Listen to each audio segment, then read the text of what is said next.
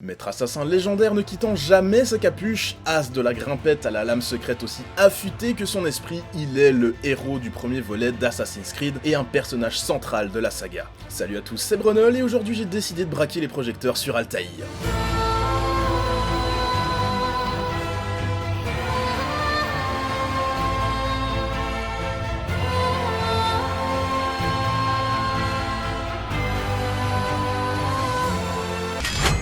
Altaïr ibn Lahad est né en 1165 à Masyaf, en Syrie, dans la forteresse de la confrérie des Assassins. Vous savez, le groupe de types en capuche qui se battent depuis la nuit des temps pour le libre arbitre et la liberté contre l'ordre des Templiers qui veulent un contrôle total sur la population. Altaïr se retrouve très vite orphelin, sa mère meurt en lui donnant la vie et son père lors d'une attaque contre la forteresse alors que notre héros n'a que 11 ans. Il va passer toute son enfance et son adolescence à suivre l'entraînement des assassins de terrain et le mentor Al-Mualim, chef suprême de la confrérie, va même le prendre sous son aile pour le former personnellement, voyant en lui un énorme potentiel. En effet, Altaïr possède comme son père la vision d'aigle, un talent très rare parmi les assassins qui affûte ses sens et lui permet entre autres de distinguer ses alliés de ses ennemis d'un simple coup d'œil. Ce talent combiné à des aptitudes exceptionnelles lui permettent d'obtenir le grade de maître assassin à seulement 25 ans.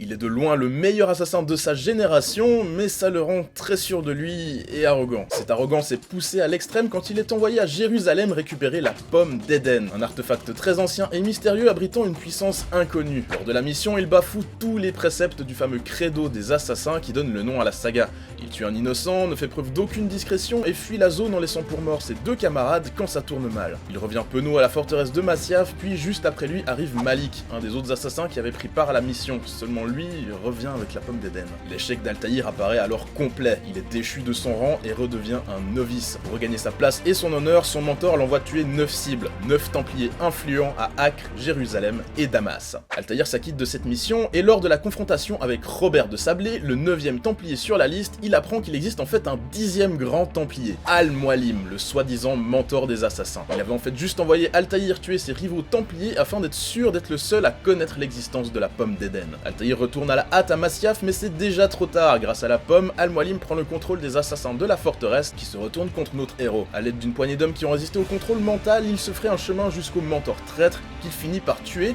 malgré des pouvoirs surnaturels que la pomme lui accorde. Après la mort d'Al-Mualim, Altaïr prend sa place de mentor et devient le chef de la confrérie des assassins. Mais malgré la mort d'un bon nombre de leurs dirigeants, la guerre contre les Templiers continue, notamment à Chypre où Altaïr va en personne tuer Armand Bouchard, nouveau chef de l'ordre. Sur place, notre héros se prend d'affection pour une femme templier, Maria Thorpe, qui change de camp pour rejoindre des assassins. Ils se marient à leur retour de Chypre et ont 2 enfants, Darim et Seyf. Altaïr se pose enfin et commence à étudier la pomme d'Éden qui lui apporte une grande connaissance, des visions du passé et même du futur. Il rédige le codex dans lequel il consigne toutes ses trouvailles comme des lames empoisonnées ou des alliages alors inconnus qui lui permettent de créer une armure indestructible. En 1217, alors qu'Altaïr est dans sa 52e année, le mongol Gengis Khan et son armée font des ravages. Devant ce grand danger, Altaïr, sa femme et un de ses fils partent l'assassiner. Ils passeront 10 longues années à le traquer et finiront par le tuer. Mais à leur retour à la forteresse de Masyaf, ils se rendent compte que tout a changé. C'est désormais Abbas Sofiane qui est à la tête des assassins, un homme fou qui a toujours été jaloux de notre héros. Pendant l'absence de ce dernier, il a fait tuer Malik, ami de longue date d'Altaïr, et surtout Seyf, son 2e fils. Altaïr est fou de rage en apprenant la nouvelle et utilise la pomme pour contrôler un garde d'Abbas et le faire se suicider. Maria, sa femme, s'interpose, n'approuvant pas ce recours à la force, et se fait tuer. Les autres assassins prennent Altaïr pour un genre de démon à cause de ses pouvoirs et l'attaquent. Il est obligé de fuir le village avec son fils Darim. 20 ans plus tard, Altaïr revient à Masyaf et tue Abbas à l'aide d'un pistolet furtif. Technologie en avance sur son temps développée grâce à la pomme d'Éden, et il reprend les rênes de la confrérie. 10 ans passent et les Mongols attaquent la forteresse pour se venger de la mort de Gengis Khan. Sachant que ces assassins n'ont aucune chance contre une telle armée, Altaïr ordonne l'abandon de Masyaf et donne comme mission à tous ses hommes de se disperser et aller créer de nouveaux groupes d'assassins partout dans le monde. Il donne son codex à Niccolo Polo, père de Marco Polo, ainsi que 5 artefacts en forme de disque contenant ses souvenirs les plus précieux en lui disant de bien les cacher. Après des adieux poignants à son fils, Altaïr s'enferme avec la pomme d'Éden dans sa bibliothèque. Le seul moyen d'ouvrir sa porte sera désormais de réunir les 5 disques. Il dépose la pomme, s'assied et enregistre un souvenir sur un 6e disque.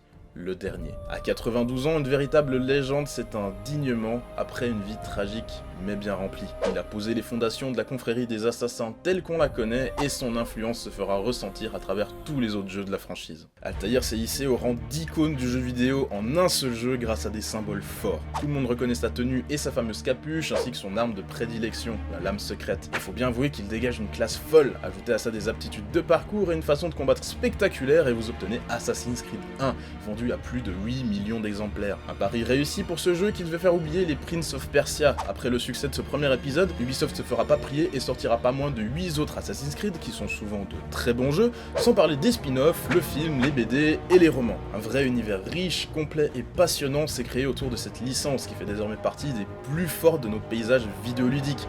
Et tout a commencé par Altaïr.